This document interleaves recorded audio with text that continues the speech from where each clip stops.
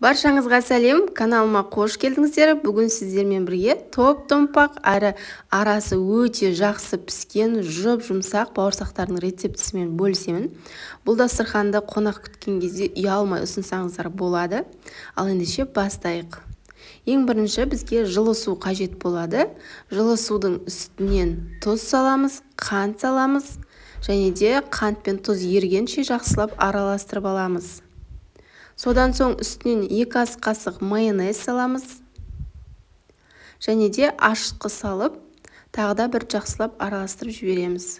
Соңынан еленген ұнымызды салып, қамыр илейтін боламыз. Онда міндетті түрде ұнилегішпен өткізіп алыңыздар. Сонда біздің бауырсағымыз арасы нәзік, жұмсақ болып шығу үшін осы еленген ұнға байланысты. Бізде қолымызда кішкене жабысқақтау болуы мүмкін. Сол кезде кішкене ұн сеуіп илеп жіберсеңіздер болады. Описанияда көрсетілген ұннан артық ұн салмаңыздар. Бұның консистенциясы өзі солай кішкене қолға жабысқақтау, жұмсақ қамыр болуы керек. Егер осылай кішкене қолыңызға жабысып жатса, ең соңында 1 ас қасық сұйық май құйып, жақсылап илеп жіберсеңіздер, жылтыр, қолға жабыспайтын әдемі қамыр болатын болады. Міне қараңыздар, бізде өте әдемі қамыр, жұмсақ болып шықты. Өте жұмсақ болады. Енді осы қамырды ашытуға 35-40 минутқа қалдырып қоятын боламыз. Міне қараңыздар, жұмсақ болып тұр. Міне біздің қамырымыз кереметтей болып көтеріліп қалыпты. Енді ұн себіп, осы қамырды түсіреміз де, дәл осы қамырды теңдей ортасынан 2 бөлікке бөліп жаятын боламыз. Өте жұмсақ болады, ұн себіп тұрып жайыңыздар. Бұл тойға, мерекелік дастарханға, қонақтарға ұсынсаңыздар да болады. Ешқандай сүт қоспай-ақ, өте керемет, жұмсақ, топ-томпақ болып шығады. Достар, менің каналымда тағы да басқа көптеген рецепттерді таба аласыздар. Менің каналымның дамуына үлес қосу үшін лайк басып, менің каналыма тіркеліп қойды ұмытпаңыздар.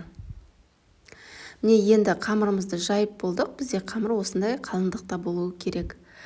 Кез келген дөңгелек ыдысты алып, немесе мен сияқты стақанды қолдансаңыздар да болады. Осылай дөңгелектетіп, барлығын дөңгелек етіп кесіп алыңыздар.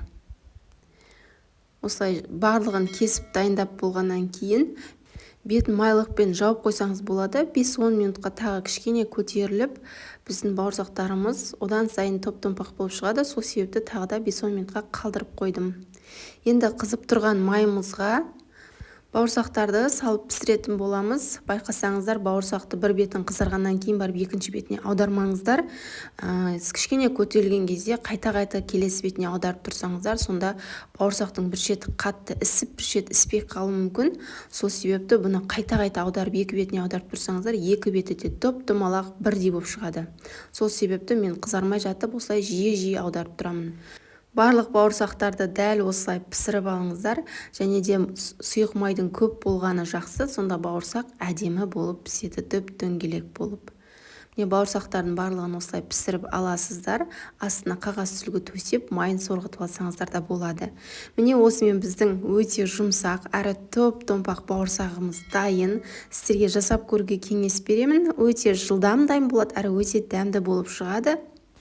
Арасы толықтай пісіп шығады. Егер сіздерге видео пайдалы болып жатса, лайк басып, пікір қалдырып, менің каналыма тіркеліп қойды ұмытпаңыздар. Назарларыңызға үлкен рахмет.